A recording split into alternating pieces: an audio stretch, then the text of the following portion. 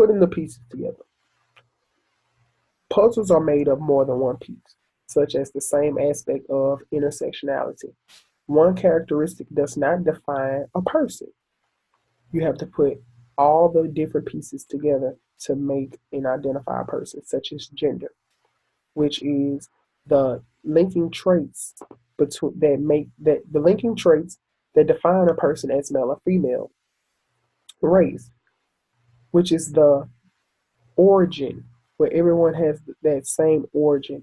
Then you have sexual orientation, just to name a few, which is the sexual orientation is the connection, what of attraction, what you have, what you're attracted to. Women are people too. Women rights is very important here because women have been oppressed by due to institutionalization. They have made women being less a norm. Women like Wangari, she empowered her community. She was a woman from the roots who discussed this system of women speaking up and women forming groups. She she didn't force them, but she kind of encouraged them to take a stand. These women, she also formed the Green Belt, where they went against the government and they planted these trees. She stood up against Parliament. Then you have the young lady, the mother with the 7 kids in one bedroom house.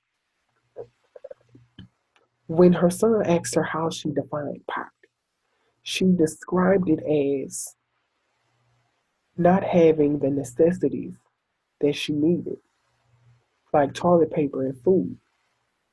So basically, she was using her strength based perspective to help her become more dependent.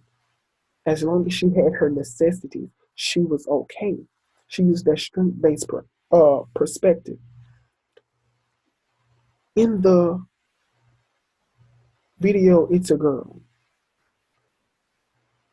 power was very adamant in that video because you have these people, you have these men who, if their wives are not having the male children, then these women feel obligated to kill their daughters until they have a male child.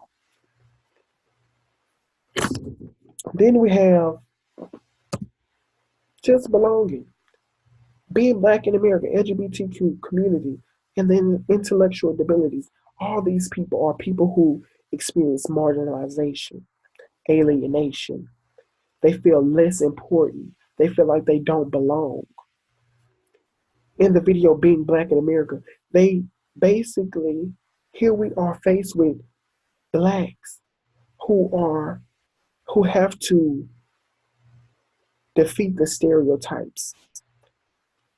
LGBTQ community, they have to deal with not conforming to the norms. You have people in the people with intellectual disabilities who have to depend on groups like the Special Olympics, who encourage them to overcome their disabilities and that they can belong in a society as such. And it is the social workers' responsibility, ethical responsibility to advocate for all because just like if I go back, just belonging, all of these groups have the resiliency to overcome, have the resiliency that even though they're going through something, they use that to build upon where they are. But it's the social workers' responsibility to advocate for these people and fight for equality for all.